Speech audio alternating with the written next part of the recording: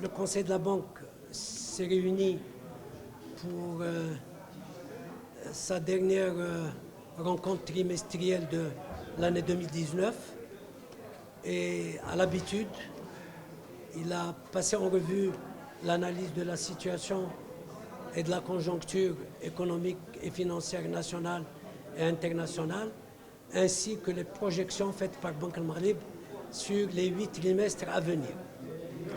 À la lumière de cette analyse, il a décidé de maintenir inchangé le taux directeur de la Banque centrale à 2,25 en estimant qu'il reste approprié par rapport à cette conjoncture.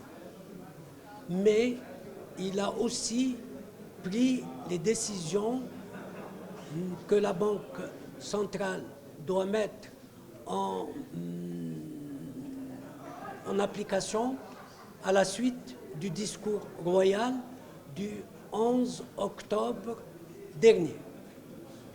Ces mesures concernent bien sûr tous les aspects de la mission de la Banque centrale au niveau du refinancement, que ce soit au niveau du taux, des quantums, également du collatéral et du reporting que les banques doivent lui faire dans la mise en œuvre de ce chantier.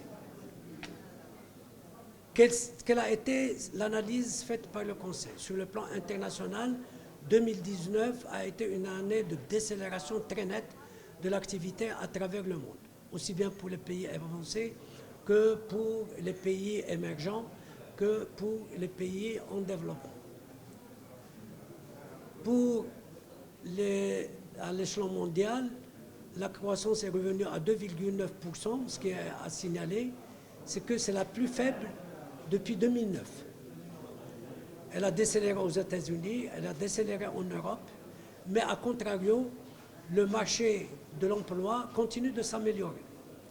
Il s'améliore aux États-Unis, ça tourne toujours autour de 3,5, 3,6. Il s'améliore aussi en Europe de façon continue, mais évidemment de manière différenciée.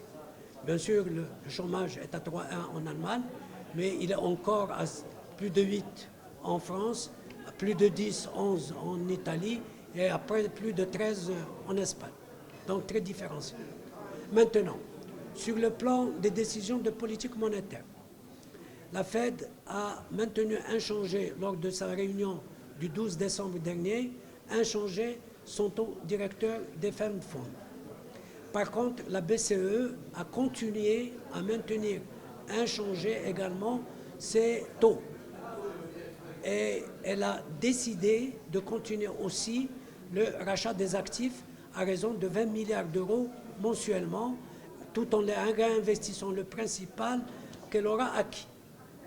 Maintenant, sur le plan des matières premières, le pétrole terminera pour nous aux environs de 63 $ le baril et les projections à venir seraient de l'ordre de 60, notamment impactées par la demande mondiale qui reste bien sûr impacte un petit peu le prix du pétrole. De même que pour les dérivés des phosphates.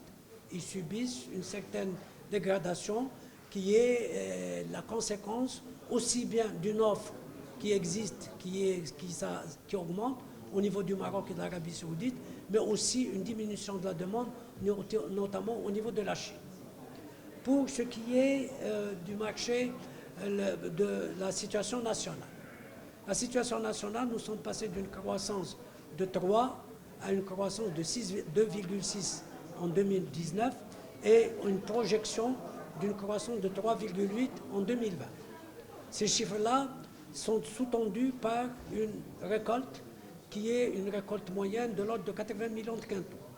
Évidemment, celle que nous venons de terminer, la campagne a été de l'ordre de 52 millions de quintaux.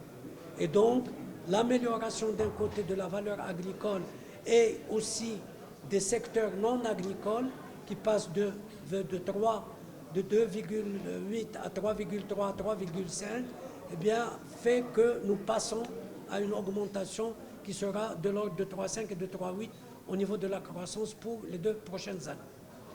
Pour ce qui est des comptes extérieurs. Compte extérieur, nous terminerons un déficit de compte extérieur de 5,5 au niveau de 2019, mais qui va s'améliorer à 3,8 et ensuite s'améliorer à 4,6 et à 3,8 en 2019 et 2020. Les principaux éléments, en dehors des importations et des exportations, sur les importations, c'est essentiellement la facteur énergétique et l'automobile qui impactent. En ce qui concerne les exportations, c'est bien sûr le phosphate dérivé et évidemment l'automobile. Mais nous continuons à avoir un déficit assez substantiel au niveau du compte commercial, du compte courant commercial, du déficit commercial. Maintenant, sur les autres rubriques, il y a une amélioration en ce qui concerne le recette du tourisme. Nous arrivons à une amélioration au niveau de 2019 de plus de 4%, 4,5%, et qui continuera en 2019, en 2020, autour de 3,2%. Pour ce qui est des MRE, stagnation des MRE en 2019, légère augmentation de 1,7% en 2020. En tablant sur ce que va donner le concours des pays du Golfe, c'est le reliquat de l'accord de 2012, c'est-à-dire nous aurons 2 milliards en 2019, 1,8 milliard en 2020. Compte tenu de tous ces éléments, les réserves de change de Banque al-Maghrib resteront à un niveau qui représente autour de 5 mois d'importation de biens et services, évolueront entre 240 milliards et 250 milliards.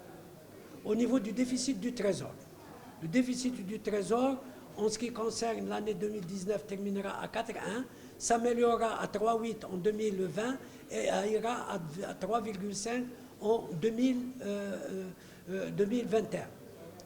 Ceci est dû à une meilleure mobilisation des recettes et à une meilleure maîtrise des recettes. Et à condition aussi que le Trésor sorte une deuxième fois sur le marché international en 2020 pour le même montant d'1 milliard que ce qu'il a fait en 2019, c'est-à-dire 1 milliard de dollars.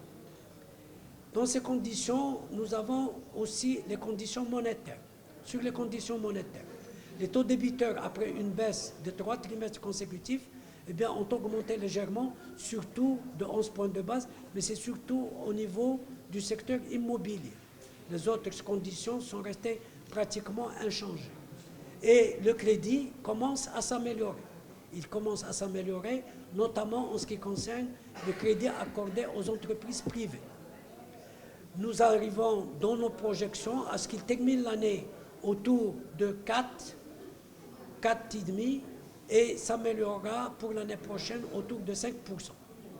Dans ces conditions, il y aura un déficit de trésorerie pour les banques, que la Banque du Maroc va devoir augmenter ses injections sur le marché monétaire parce que c'est surtout l'augmentation de la circulation fiduciaire qui va impacter la trésorerie des banques et qui va faire que nous allons devoir faire face à cette augmentation.